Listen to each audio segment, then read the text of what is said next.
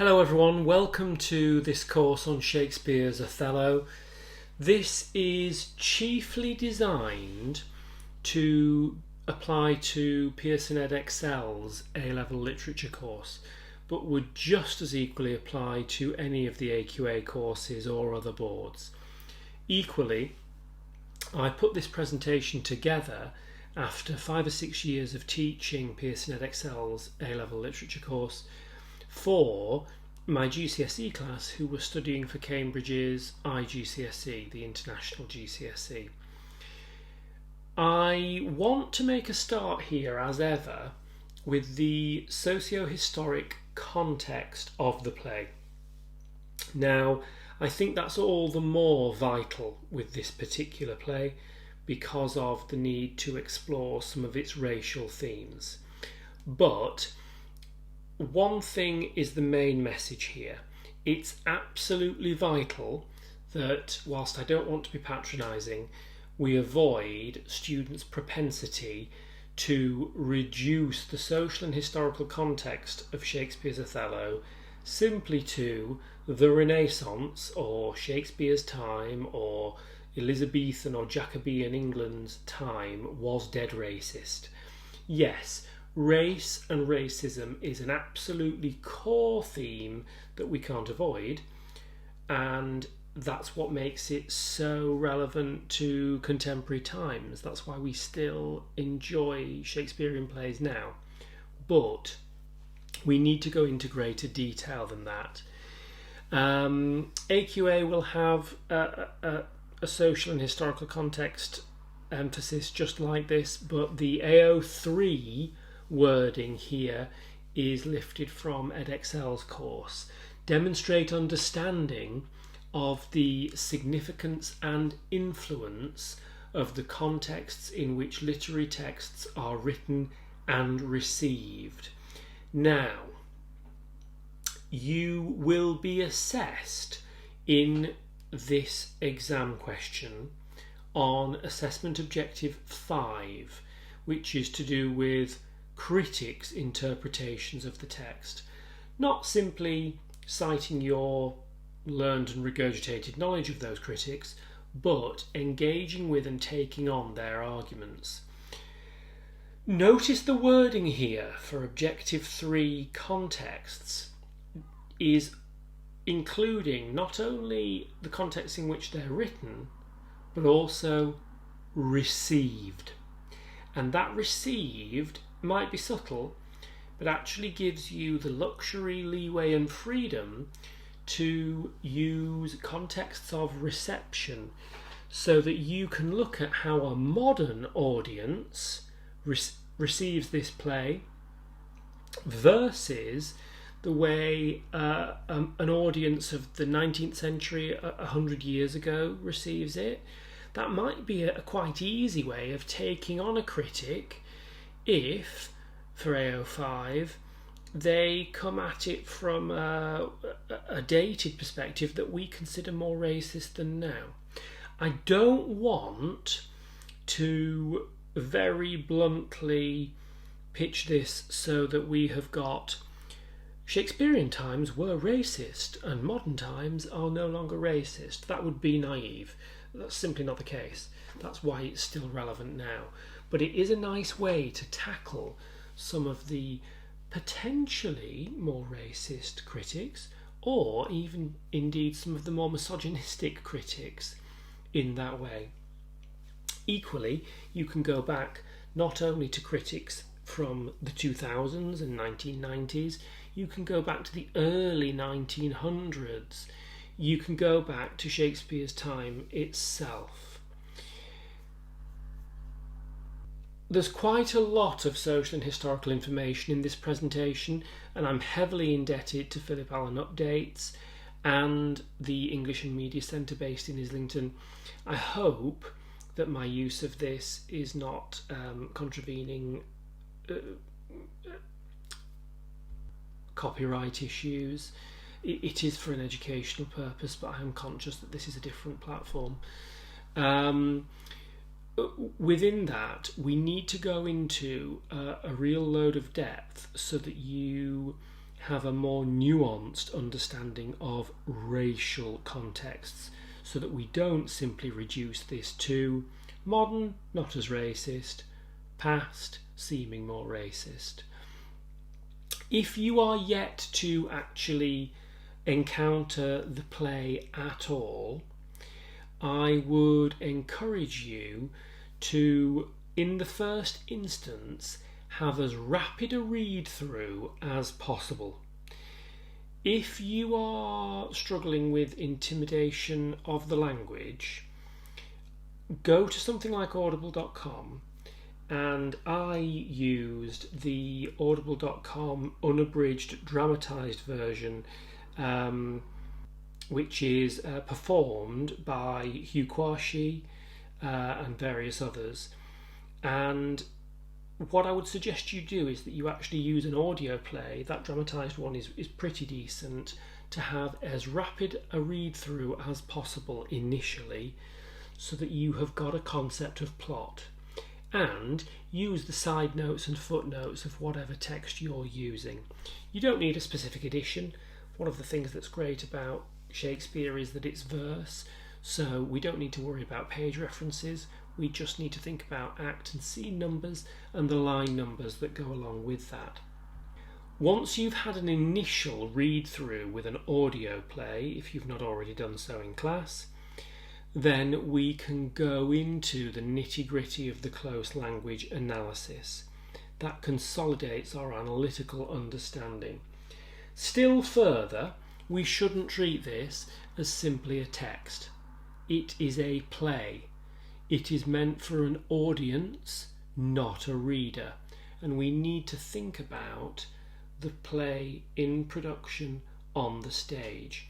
So you might go on, and I think you should go on, to look at least one performance, maybe a couple. The cover image that I've put on here is from the Lawrence Fishburne, Kenneth Branagh 1995 film. Not everybody likes the performance of this. I actually don't particularly have a problem with it. It's not too terribly abridged. The thing that I find good about it is that it's very faithful to the text, and I think that's its main merit for this purpose. Beyond that, I do think you should try to get hold of some of the productions that you might come across. I know that if you want to do a quick first reading with audible.com, I think that you'll be able to do an initial month's trial without paying. When it comes to stage productions, you won't be quite so lucky, but if you sign up just for the month, it would cost you $9.99 to get a month's subscription to digitaltheatre.com's performance of the Royal Shakespeare Company 2015 Iqbal Khan version of Othello. It's fabulously staged, even including canals, gondolas, water. Its one point of perhaps slight confusion is that it casts Iago as black as well as Othello. Don't let yourself be thrown by that, but it's a really excellent performance.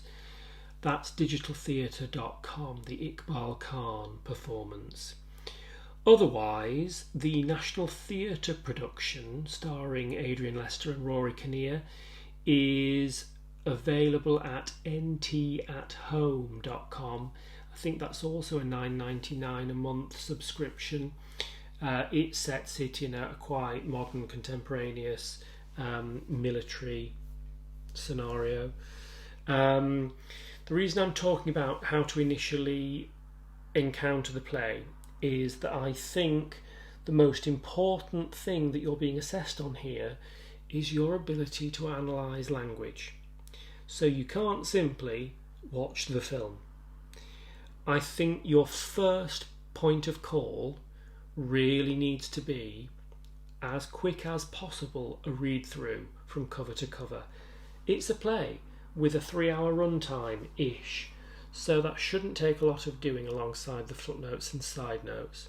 Once you've got that for plot, then you're going back with your teacher in detail for your close analysis to consolidate. And I find every year that students really feel that the penny drops and it clicks when they then go on to see a performance. I usually aim every year to take my students to a performance somewhere if I can. But if you watch the Cannes production or the National Theatre production, I prefer the RSC one personally, but it's just subjective, then that will consolidate that alongside the Fishburne-Branner very faithful production that really maintains a fidelity.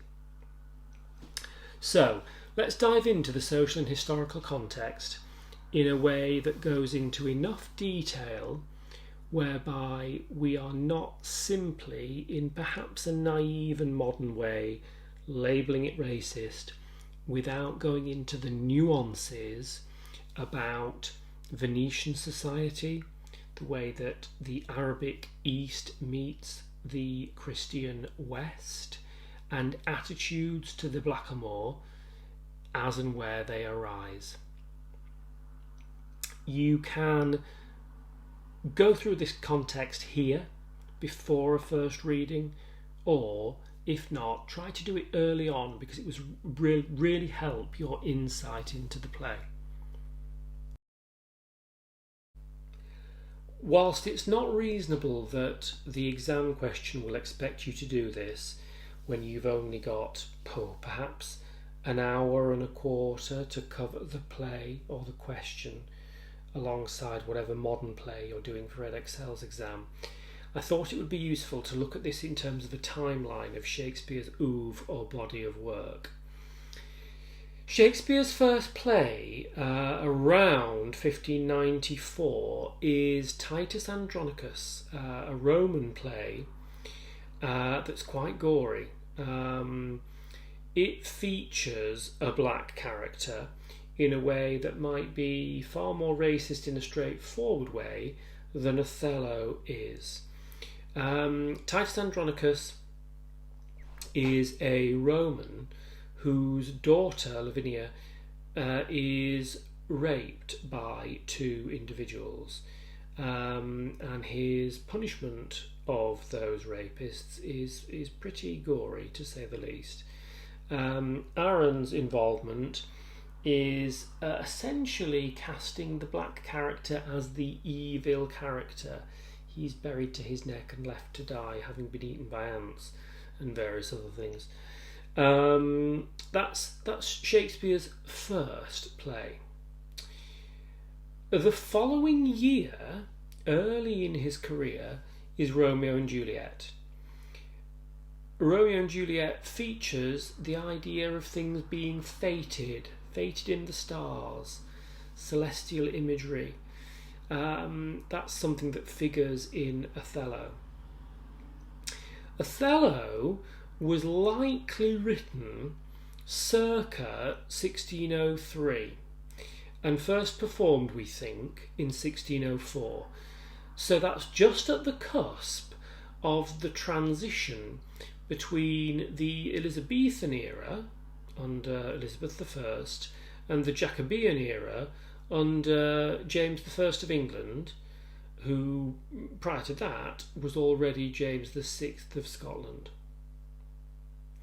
We therefore might refer to Shakespeare's Renaissance plays as either Elizabethan, if they are pre-1603, or Jacobean, if they are post-1604. A year beyond Othello is Shakespeare's Midsummer Night's Dream, involving spells.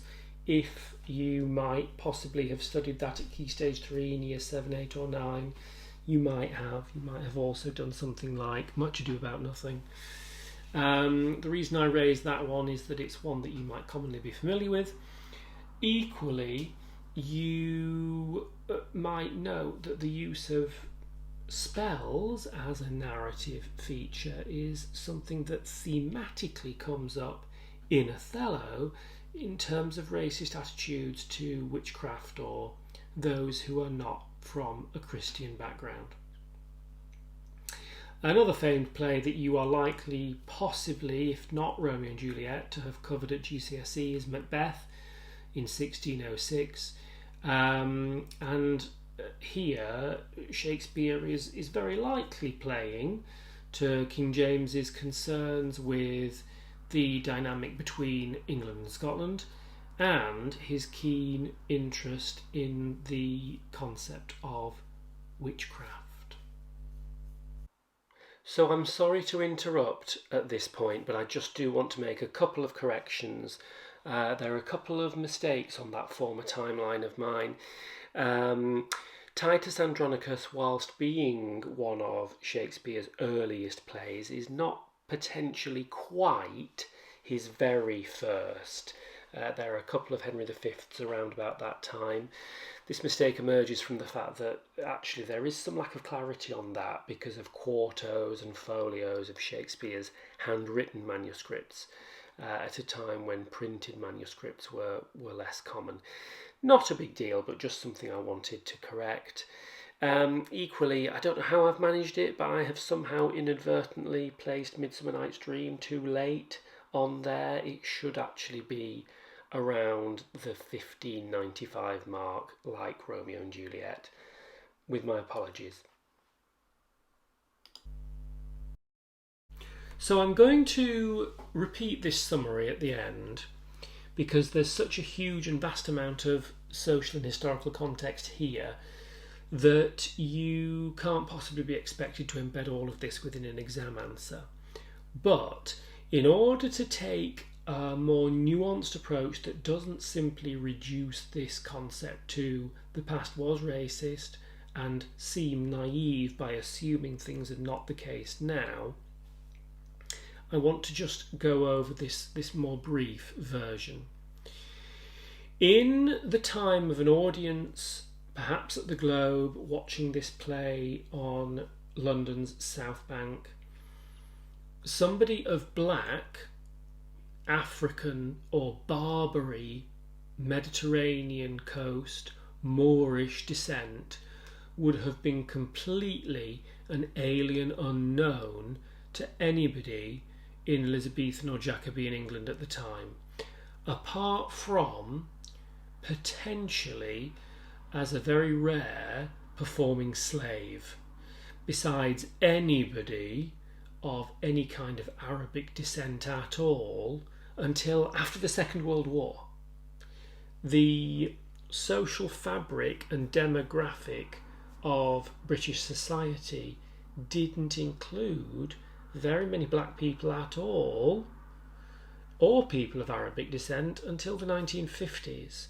That's hundreds and hundreds and hundreds of years beyond. Shakespeare's writing in England in 1603 in Othello about a war 33 years earlier in 1570 between the Venetian Empire and the Ottoman Turks.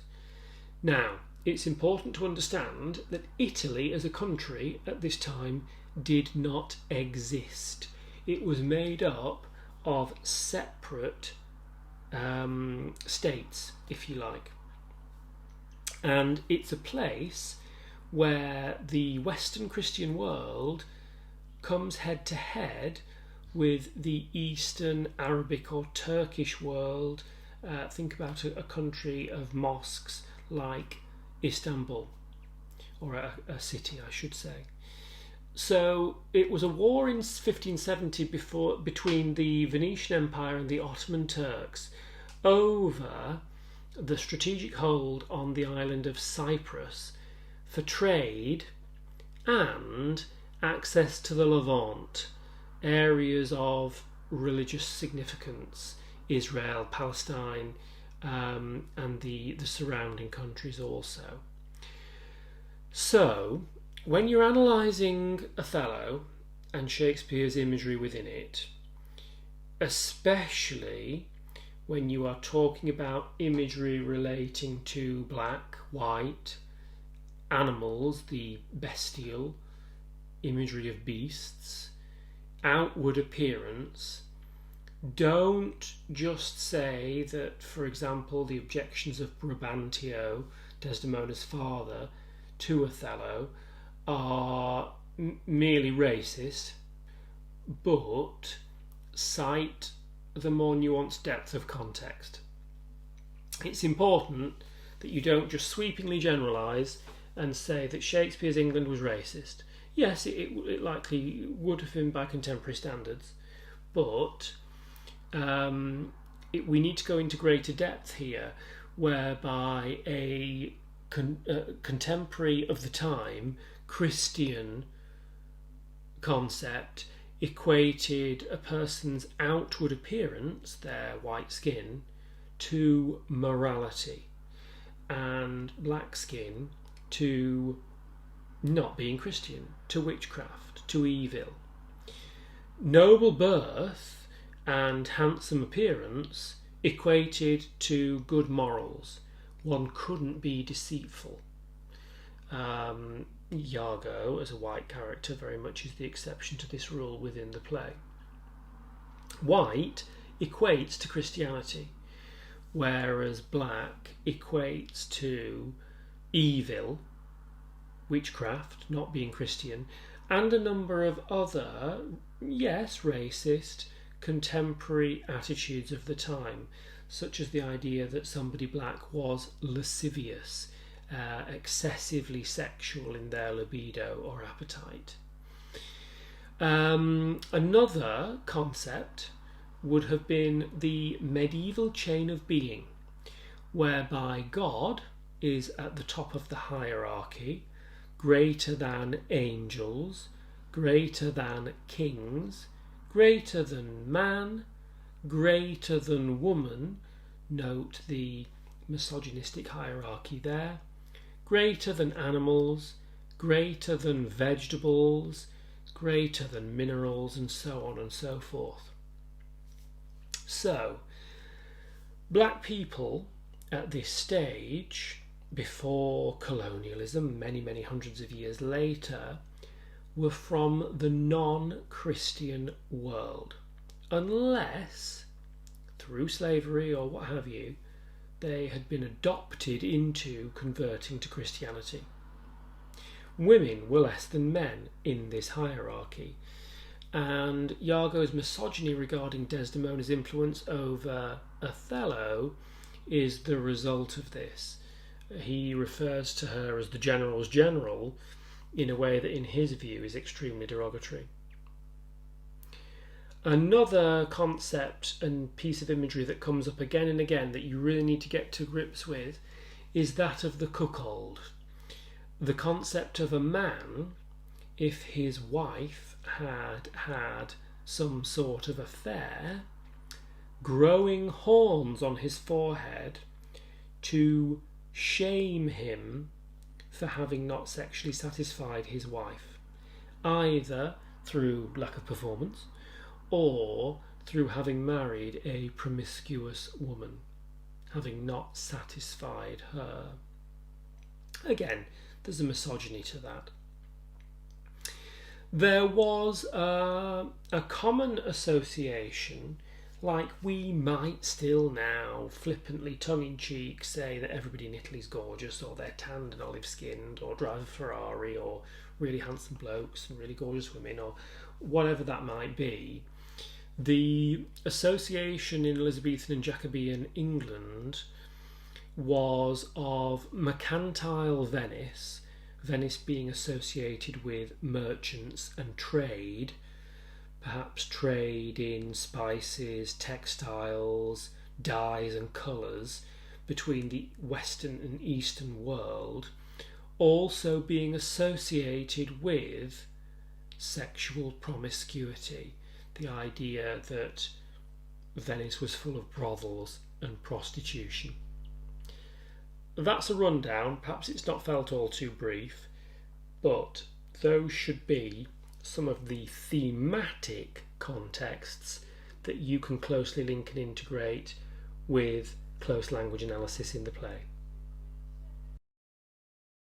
So I'm a little bit nervous about how heavily indebted I am to Philip Allen's updates in this presentation, and indeed to the English and Media Centre's notes. I hope that I'm not in breach of copyright in doing this, but I'm not altogether sure.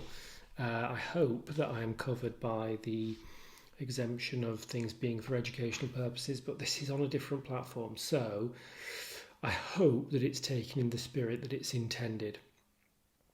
I don't want to do lots and lots of reading from slides throughout this course, but for the sake of this depth of context, bear with me for just this first opening episode. At that point, we will start digging into close language analysis of the play. I'm not going to read through absolutely the whole thing, but I am going to look at annotated aspects of it and look at close language analysis and how that bears upon thematic meaning interpretation analysis. So it's important that we calibrate our concept of how the England of the early 1600s had just undergone a radical change of monarch and was involved in ambitious ventures of discovery and colonial expansion. The Elizabethans inherited from medieval theology the concept of a hierarchical chain of being on which every creature appeared in its ordained position on a ladder descending from God through angel, king, man and woman in that order to animal, vegetable and finally mineral. It's necessary to know that this belief in a divine order to appreciate the objection to women ruling over men, as Desdemona, the general's general, is criticised by Iago for doing, much as he may be a starkly misogynistic character.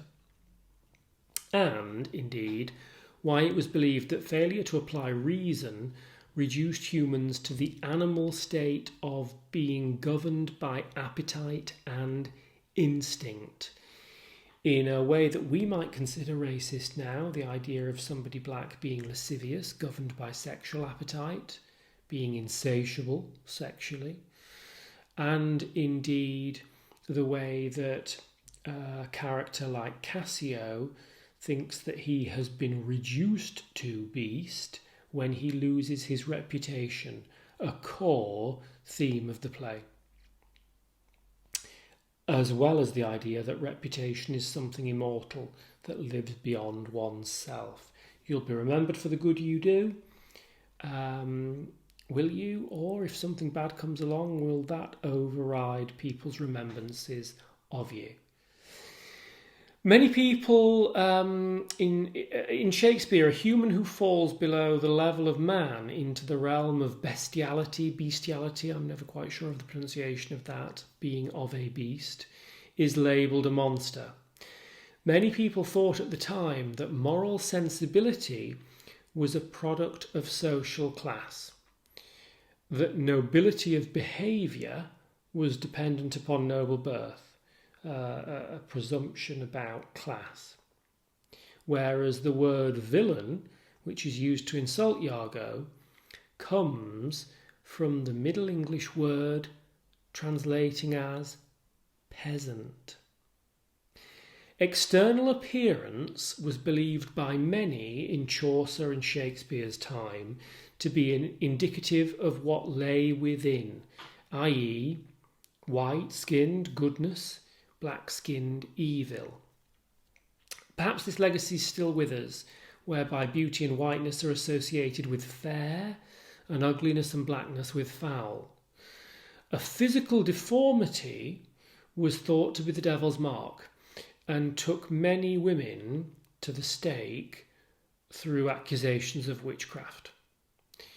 Appearance versus reality being one thing on the outside, obsequious, appearing servile whilst really not being loyal and serving an ulterior motive, is a core theme of the play.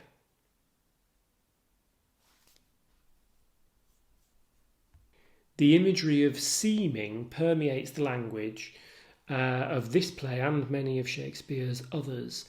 If appearances, which are all we have to go on, are deceptive, and therefore character judgment is false, knowledge erroneous and truth elusive, what we think we know is actually an error, then one can't be sure of anything. And it's that conundrum which torments many of Shakespeare's tragic heroes. We will look separately at the concept of Shakespearean tragedy and tragedy in general. Because Iago looks honest, Othello assumes him, until it's far too late, to be incapable of villainy. At this time of the turn between the 1500s and 1600s, black was traditionally the colour of evil and the devil, according to both biblical and mythological sources. In Genesis, God declared, "Let there be light," to replace primeval darkness and bring truth and beauty into the world. An absence of putting out light meant a return to chaos or descent into hell.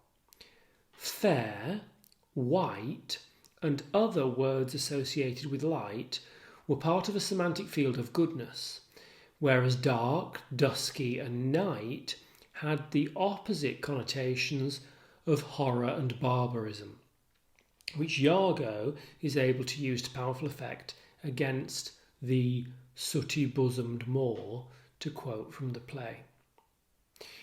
A marriage between a black man and a white woman would have been deeply shocking at the time, on a par with cannibalism, and humans with heads beneath their shoulders, something that Othello as a character in the eponymous play he uses as imagery for his daring do having wooed Desdemona. And an overturning of accepted notions of normality. It would simply have been shockingly abnormal.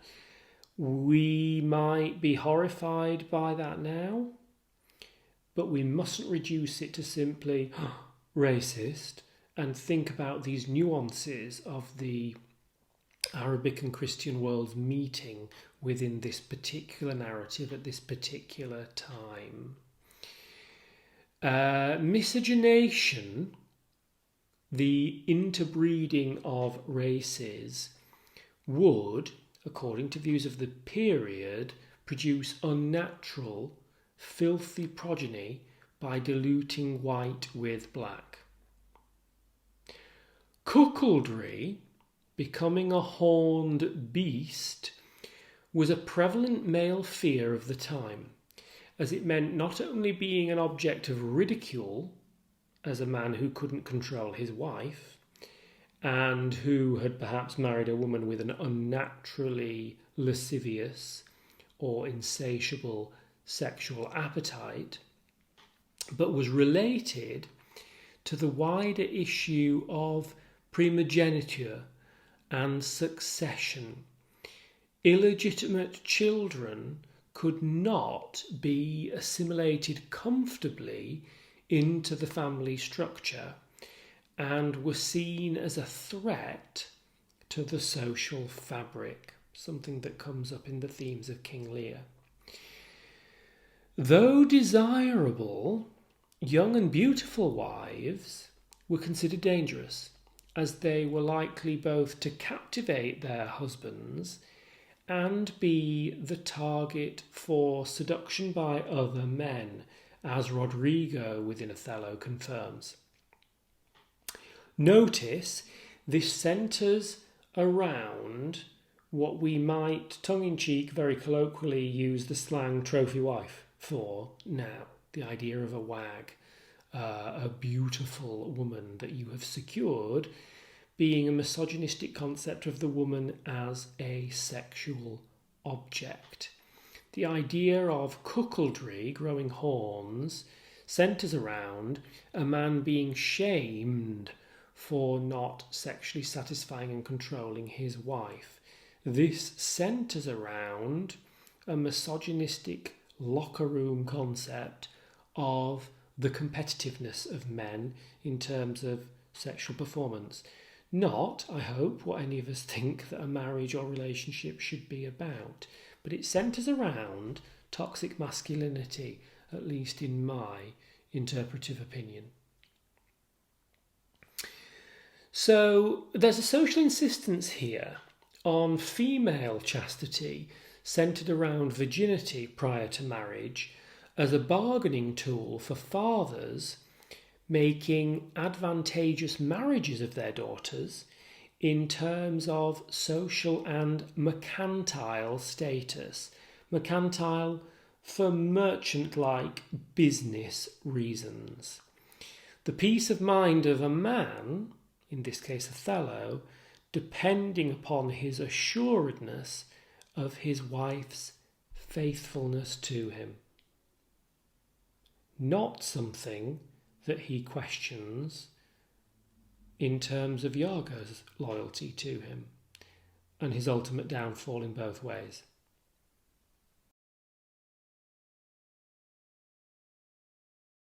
If you watched my episodes on The Handmaid's Tale, you will have got sick of me talking about the palimpsest imagery.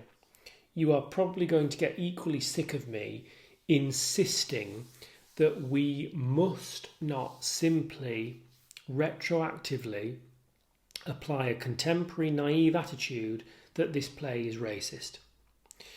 The play does contain, however, themes about social attitudes to race that are still very pertinent today. Elizabethan and immediately subsequently Jacobean England wasn't the multiracial society that it is today. That only really came to be with the Windrush generation of 1950s post-World War II black immigration into the UK. However, 340 years earlier, Queen Elizabeth complains in her 1601 proclamation of the need to banish the great number of niggers and blackamoors which are crept into this realm. I use the N-word there as a quotation from the period. Those who are fostered and relieved here to the great annoyance of her own liege people. Yes, there is a stark racism there. Of course, talk about it. I'm not trying to defend racism, but I don't want you to simply reduce it to this was very racist. Think about the Muslim Arabic dichotomy with Christianity and the black African world being a more nuanced thing that you need to use to analytically integrate into imagery of black, white, the animal, the beast, etc. That might not be clear yet, but it will become more clear as we closely analyse in forthcoming episodes. So the play actually starts, albeit quite briefly, in Venice before moving to Cyprus. Venice would have been significant in the Elizabethan or Jacobean mind as a place where the Christian West met the Arabic East, and therefore a meeting point of very different cultures and religions, but increasingly a place of trade and merchants, whether it be spices, textiles, dyes, and various other things. The city of Venice was heavily stereotyped and associated within an Elizabethan or Jacobean mind in England with prostitution and sexual immorality. That's very much a significant theme within the plot of the play. So some stereotypes of Venetian women at the time, according to William Davis's A True Relation of the Travels and Most Miserable Captivity of William Davis, Barber Surgeon of London, 1614, was that Italian women were very lewd, very sexually promiscuous, and wicked, for even in the ancient city of Rome, there are many thousands of lewd women living that pay monthly unto the Pope for the sinful use of their wicked bodies, i.e., working as prostitutes and then giving tithes to the Catholic Church to atone for their sins. This was the stereotype. This 1611 text from Thomas Coriat's Crudities makes reference to the cuckold, which is something that is a key piece of imagery, like my emphasis in Handmaids on the palimpsest, that I think you should aim to incorporate because of its resonance with a number of different themes simultaneously. But since I have taken occasion to mention some notable particulars for their Italian, Venetian women, I will insist upon further that matter and make relation to the courtesans, the women who entertained men, a bit like geishas, in a way that parallels prostitution, who also, as being a thing incident and very proper to this discourse, especially because the name of a courtesan of Venice is famous all over Christendom, the Christian world. The woman that professeth this trade is called in the Italian tongue cortesana, which word is derived from the Italian word cortesia, that signifieth courtesy. Because these women are said to receive courtesies of their favourites, gifts, gestures. As for the number of these Venetian courtesans, it is very great, for it is thought there are of them in the whole city and other adjacent places, as Murano, where Murano glass is famously produced, one of the Italians that is a suburb, perhaps, if you will, of Venice, Malmoccio, etc., at the very least 20,000, whereof many are esteemed so loose, so sexually promiscuous, that they are said to open their quivers to every arrow. That is a lewd piece of imagery. Their quivers, their intimate areas, their vaginas, being open, ope-lap, as some other literature puts it, to every arrow. The arrow perhaps being a phallic or penile piece of imagery. A most ungodly thing without doubt that there should be a toleration of such licentious wantons in so glorious, so potent, so renowned a city. For methinks that the Venetians should be daily afraid lest their winking at such uncleanness should be an occasion to draw down upon them God's curses and vengeance from heaven, and to consume their city with fire and brimstone, as in times past he did Sodom and Gomorrah. But they, not fearing any such thing, do grant large dispensation and indulgence unto them, and that for these two causes, for they think that the chastity of their wives should be assaulted, and so consequently they should be capricornified, given horns on the forehead, and I've explained here cuckolded, and so made to wear the horns of a foolish husband, which of all the indignities in the world the Venetian cannot patiently endure. A man's reputation can't bear the idea that his wife has cheated on him. Don't use the term cheated on him, it's too colloquial, but been unfaithful, had an affair, were it not for these places of evacuation. So men would venture here to partake of prostitution. But I marvel how that should be true these courtesans were utterly rooted out of the city, for the gentlemen do even coop up their wives always within the walls of their houses to protect from the idea that men have had their sexual way with their wives, for fear that these, as much as if there were no courtesans at all in the city. so that you shall very seldom see a Venetian gentleman's wife but either at the solemnization of a great marriage or the christening of a Jew, or in the late evening rowing of a gondola. Men, in translation, do not let their wives out of the house for fear of their being sexually used. So, moving from the strength of contemporaneous misogynistic attitudes of the time, here are some attitudes to race, culture, and religion. The first, from Burton's Anatomy of Melancholy 1616, views of Italians as being lascivious, oversexed at the time. Southern men are hot, more hot, lascivious, and jealous than such as live in the scan hasn't quite put that in correctly there.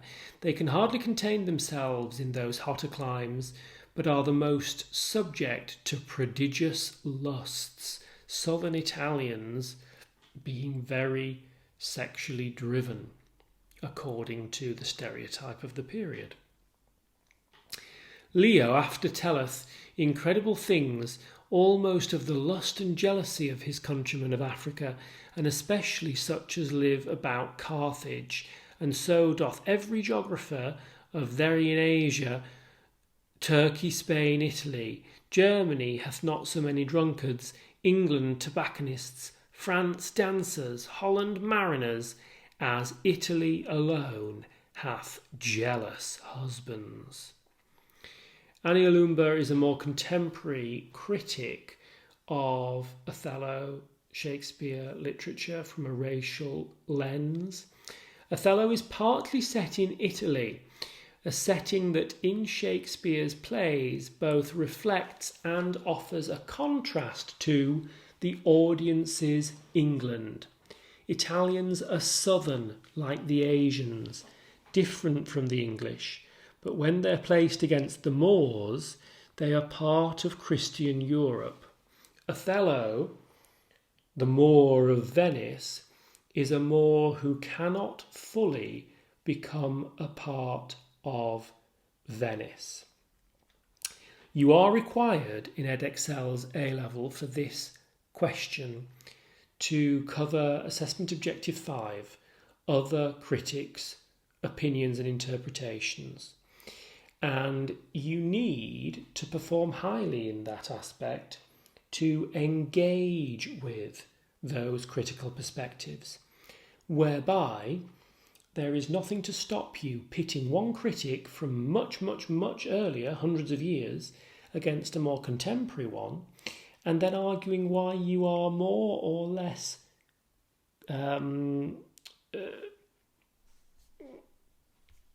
convinced by their interpretation.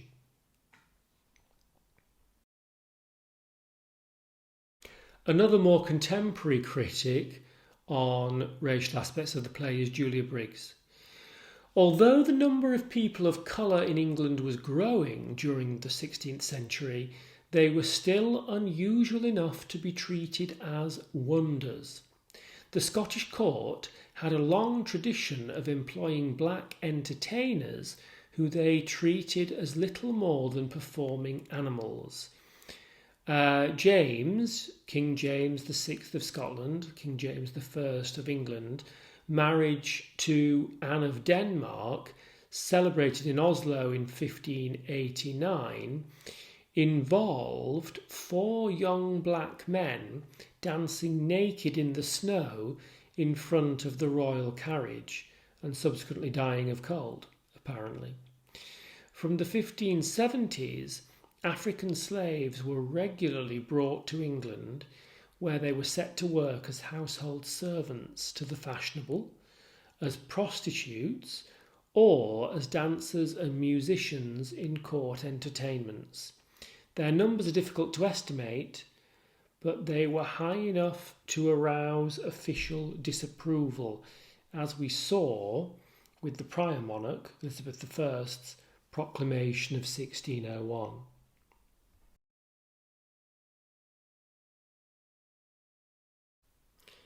So the history of Venice.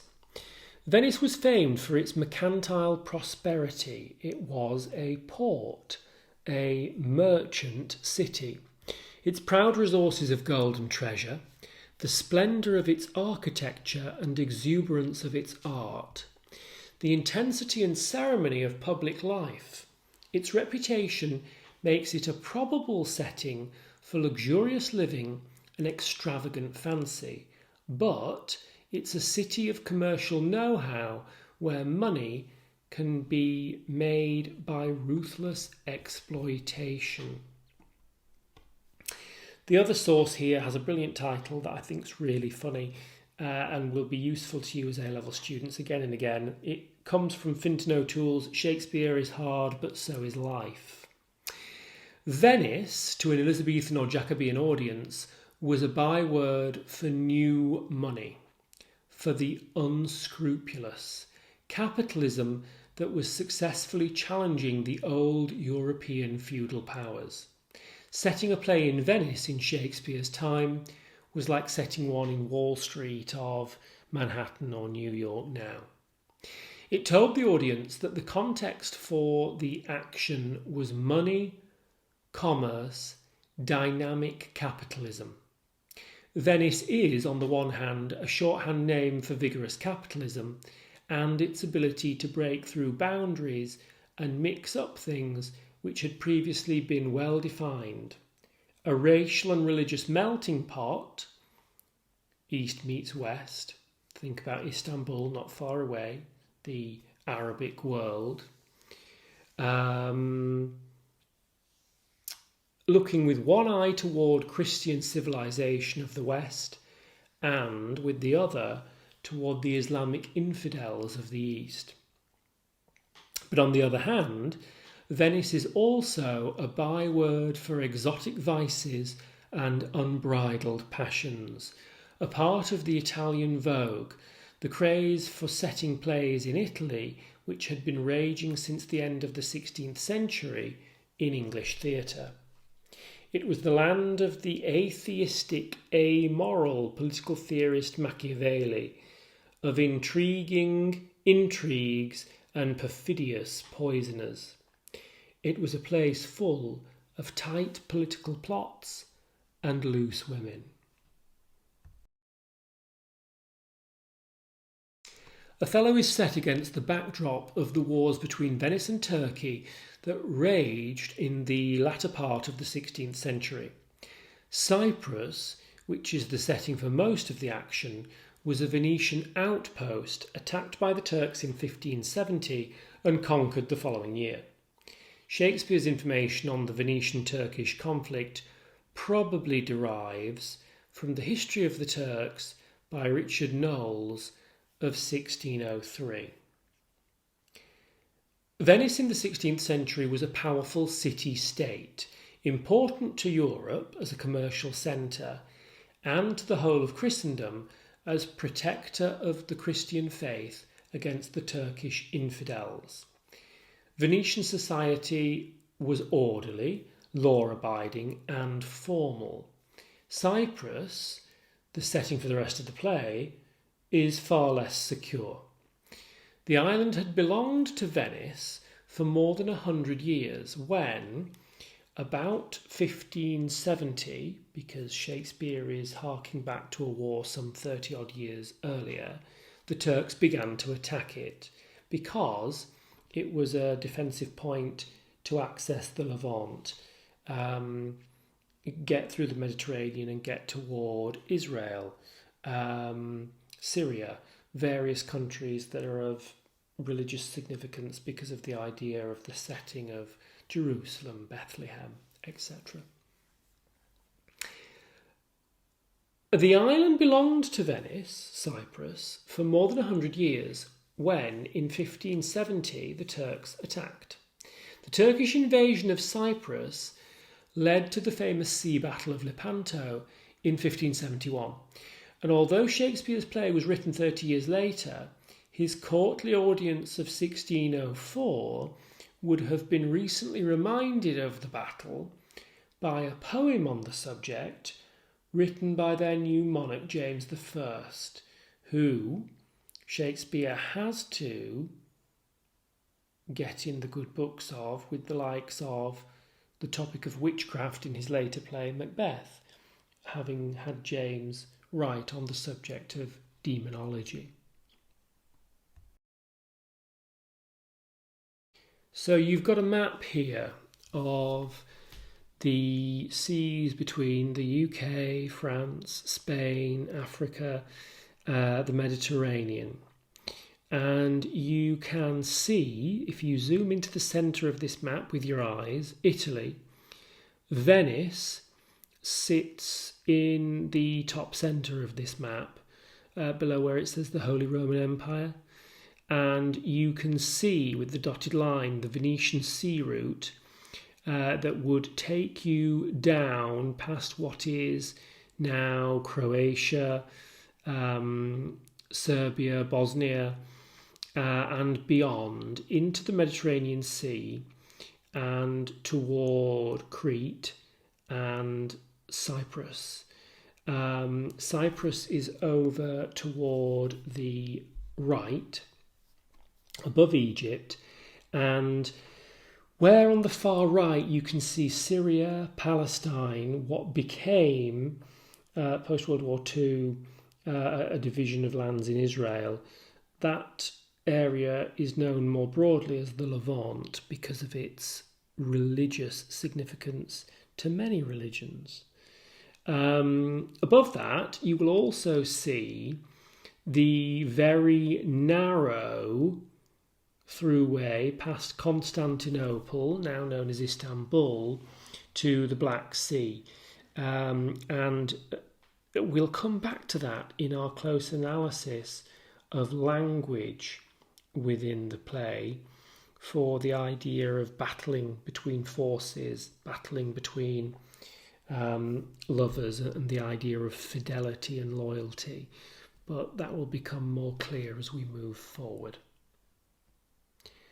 For the purposes of now and this map in terms of socio-historic context, note the strategic position of Cyprus on the trade route between Venice and the east, particularly as a gatepost, if you like, toward the religiously significant Levant. The position of Cyprus at the crossroads of the Eastern Mediterranean helps to explain its history of invasion and subjugation over a period of 4,000 years. By the end of the classical period, Cyprus was linguistically and culturally Greek, and has remained predominantly so throughout ensuing conquests. The Crusades brought Catholic Christians to the island at the end of the 11th century, and during the crusading era, Cyprus was too important as a base to not be controlled by various Western groups. The Venetian Empire, while the remainder of Europe was ruled by monarchs and feudal lords, northern Italy was not Italy as we know it now, and was unique in being organised by feudal autonomous city-states run by doges. Venice was probably the most celebrated. The first doge of Venice was elected in 727. If anybody's ever been to Venice, if you go to the Piazza San Marco, St Mark's Square, the one that famously, where all of the pictures show the opposite view of the basilica, to the east, I think, if I think about maps of that, is the Palace of the Doge, if you ever get the opportunity to visit. I've never been to Venice yet. I am planning a trip there relatively soon, I hope. The Republican Venetians elected a Grand Council composed of the most prominent citizens, which in turn elected the Doge or Duke. Think about a county like Umbria or Tuscany, or a state being its own feudally governed province. Shortly before 1000 AD, Venice began to exploit its position at the head of the Adriatic Sea to found a seaborne empire that would eventually stretch to the Levant and the shores of the Black Sea. The acquisition of Cyprus came about in an unusual way. The Venetian, Catherine Cornaro, was wife of the Lusignan king James II. And on his death in 1473, don't worry, you don't need to remember all of these things, she inherited the island of Cyprus and made it part of the Venetian trading empire. Venice would have been about the same size as London in 1600 and had many foreign residents and travellers because of its trade links with the East and North Africa. The Venetian Republic fell into decline from 1570 onward after the loss of Cyprus to the Turks. And in 1797, all the individual sovereign states in Italy, these county-like, separate governed places, about a dozen of them, were defeated and abolished by Napoleon. The Venetian Empire was primarily based on trade, merchants, a port. But the Venetians built superb buildings in Venetian style wherever they had a permanent presence, which was in many parts of the Eastern Mediterranean. They built a fine city wall around the capital of Cyprus, Nicosia, an extensively fortified Famagusta, the principal port on the eastern side of the island, to which the Venetians would have sailed. So let's get to grips with the nuances and distinctions that we need to draw about the term Moor.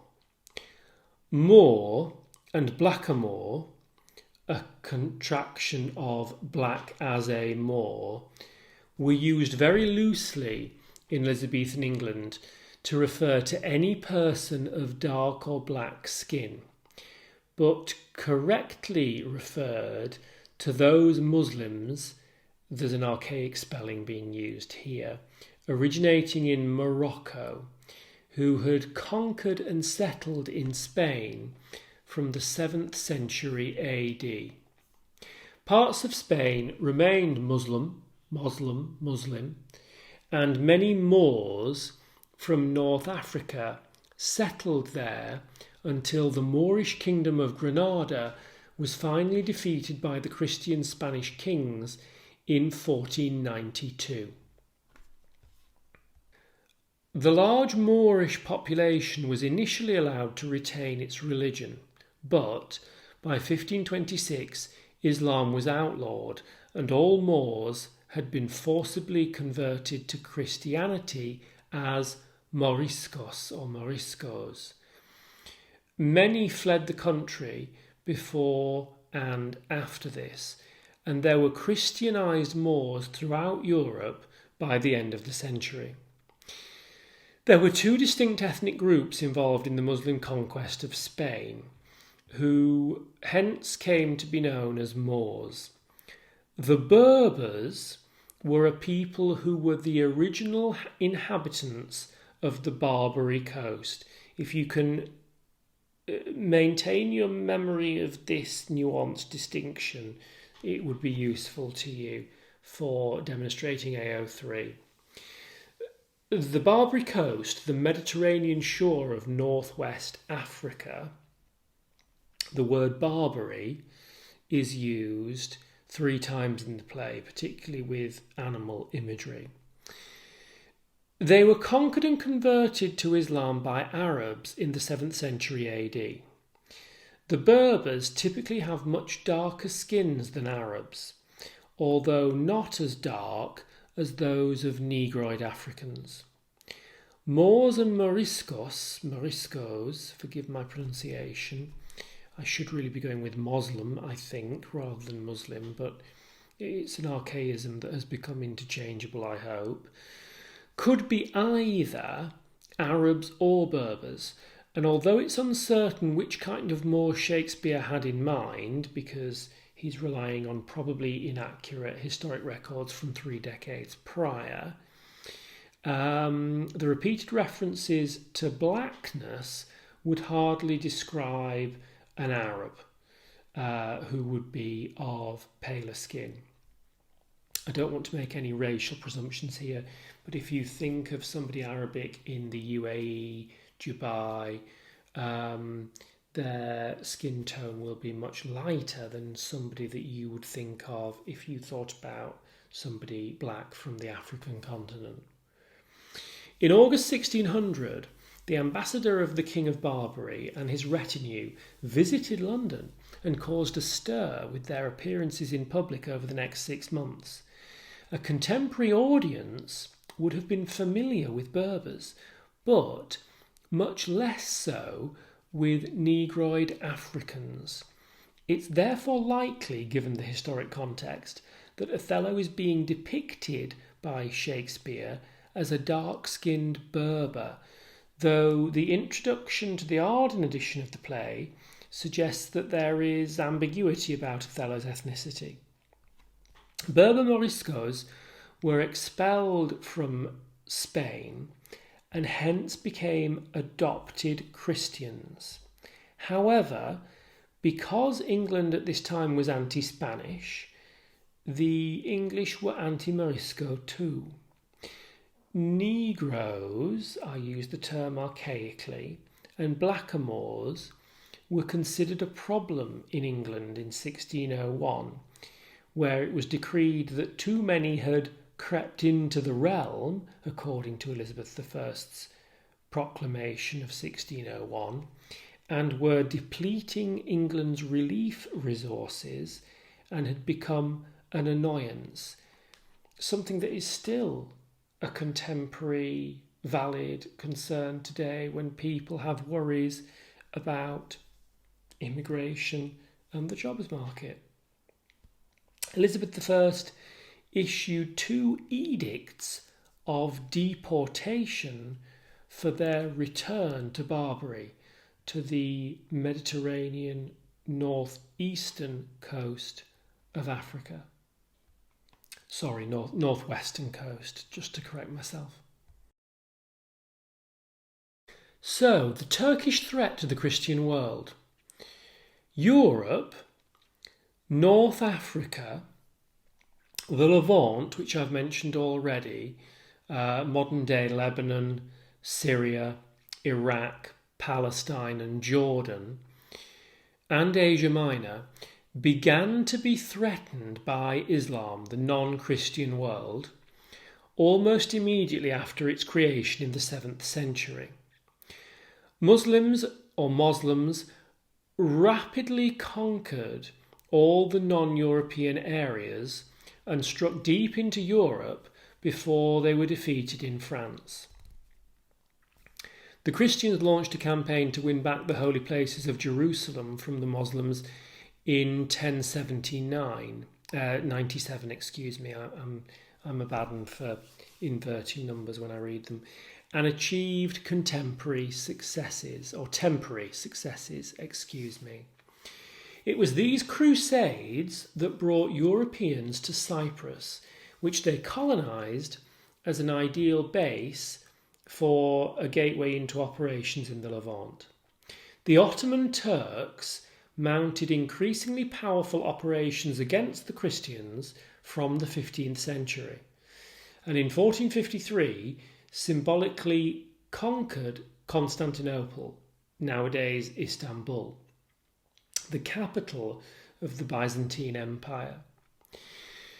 The remainder of Greece and most of the Balkans fell soon afterward, leaving Cyprus a dangerously isolated Christian outpost in the Muslim world. The Turkish invasion of 1570 to 71 during which Othello is set, consolidated Ottoman control of the region, and they henceforth dominated the eastern Mediterranean, although an attempt to push on toward Italy and Venice was actually later defeated the same year of 1571 at the momentous Battle of Lepanto, one of the great sea battles of history and an authentic turning point. The Turkish fleet thereafter did not dare to venture into Italian waters. It's puzzling then that in Act 1, Scene 3, there are 3 references to the Greek island of Rhodes as if it were a potential target for the Turkish invasion fleet, when the actual successful invasion of the island by the Turks had taken place nearly 50 years earlier in 1522. Shakespeare might have realised that Rhodes was already under Turkish rule, but have needed an alternative Mediterranean destination to Cyprus to create doubt for the Venetians about the Turkish goal in terms of the narrative, possibly. A minor thing that's probably of little consequence to us in analytically looking at the play in an exam. So Shakespeare often borrows things historically. In this case, the Siege of Famagusta, 1570-71.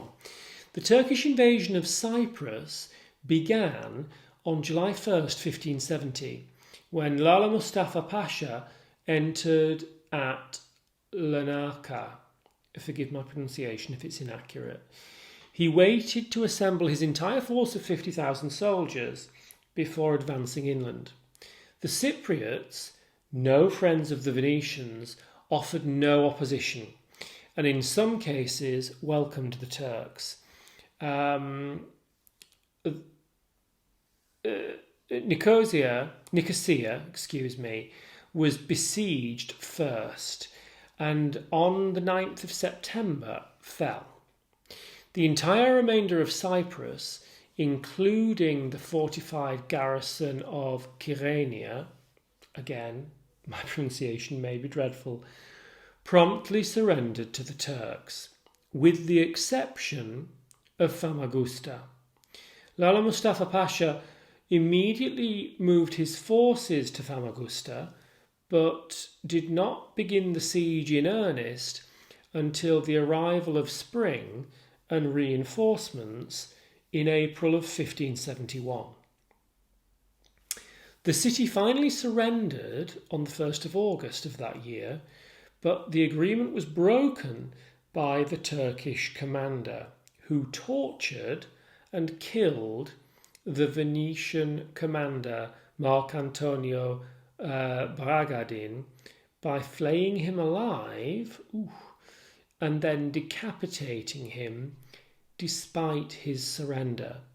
So despite having surrendered, he would have been skinned, peeled alive before being decapitated. The part of the fortifications of Famagusta, now known as Othello's Tower, acquired this name many centuries later by association with Shakespeare's play, not because there was a historic figure by that name. But there were 2 Italians living in Cyprus in the first half of the 16th century who may have contributed to Cinthio's original story, El Capitano Moro, from which Shakespeare heavily borrows. And this formed the basis of Shakespeare's play. Cristoforo Moro was the Venetian Lieutenant General of Cyprus between 1506 and 1508. His coat of arms was 3 mulberries sable. Moro can mean both mulberry and moor. There are said to be rumours that he returned to Venice without his wife. A generation later, a Calabrian soldier named Francesco di Sesa was posted to Cyprus. He was known as Il Moro, or Il Capitano Moro because of his dark complexion, likening him to a Barbary Moor. He was tried and banished from the island in 1544, but there is no record of the crime for which he was accused and convicted. Just to reiterate and consolidate then, Shakespeare borrows from the plot of Italian playwright Cinthio's Un Capitano Moro from the mid-1500s, with one key change being that the equivalent to the Iago character is more traditionally motivated in Cinthio's original play by a sexual desire for the equivalent Desdemona character, as opposed to the more ambiguous racial disloyalty and ambition that motivates the Iago character of Shakespeare's play. So I'm very conscious that I always like to do social and historical context early on, but not go into so great a level of depth that it becomes intimidating. And I am very aware that this amount of material is intimidating, and there is no way that you need all of it, but you must bring it in a way that doesn't very boringly, generically, naively assert that old-fashioned times were racist and less so than now. We need to look at some of the core nuances that you will be able to integrate and engage with in terms of your close analysis of imagery. So if we can reduce it to 4 or 5 key things: somebody of black African or Barbary, African, Mediterranean, Moorish descent would have been completely alien to an Elizabethan or Jacobean English person in Shakespeare's theatre audience, apart from as a very rare performing slave. That's separate from anybody of a lighter skin colour of Arabic descent at all. That's the middle of the 20th century before that's the case within UK society. It's important not to simply generalise that Shakespeare's England is racist. Of course, racism is a very core theme that you're going to deal with. But at that time, we need to think in a more nuanced way about a very literal belief of outward appearance equating to morality. Noble birth and appearance, good morals, white equaling Christianity, black equaling non-Christian evil, or an excessive sexual libido, being lascivious, which is something that Othello is labelled as early in Act 1. We might look at the way that Cassio, when he loses his reputation, labels himself a beast, i.e. not Christian, not having a soul, and not ascending to heaven.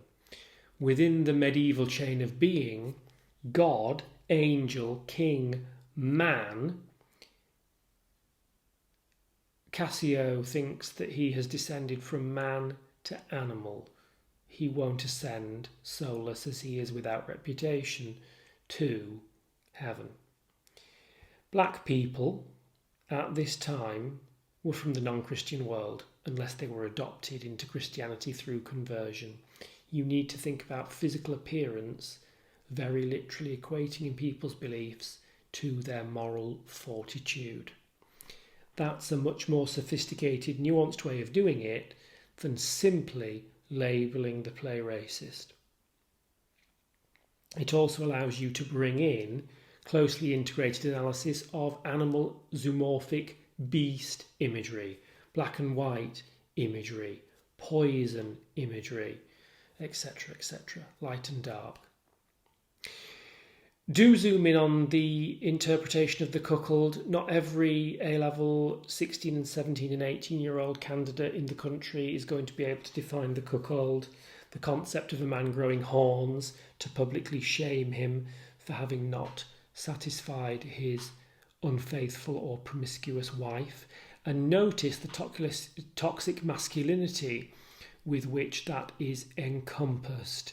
The idea of promiscuity falling upon the woman and the man sexually controlling. And the perhaps masculine competitiveness that is part of one of Iago's core motivations being so intrinsic to that. Incidentally, within those sexual themes, there would also have been an association in the Elizabethan and Jacobean mind between mercantile Venice and sexual promiscuity, prostitution, brothels. So, that's the social and historical context that we can analytically and thematically link to the play for close language analysis.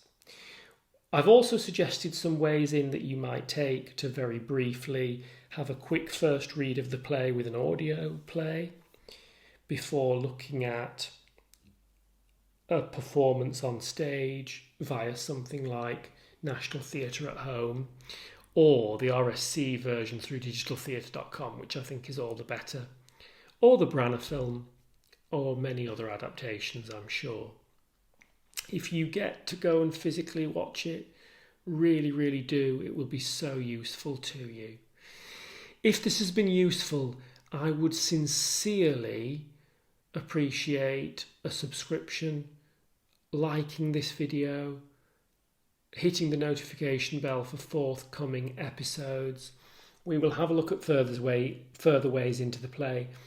And beyond that, I want to start looking at scene by scene, act by act, close language analysis of imagery. Just like my prior course on handmaids, we need to think about themes and how those will equate to our close language analysis, and use that to revise and anticipate possible questions. We will look at juicy imagery to thematically analyse themes in a way that's savvy, and exam answers as we move throughout the episodes. For today, thank you very much. Please like, subscribe, hit the bell, and I will see you next time if you're enjoying and feeling that you're getting meaningful benefit from it.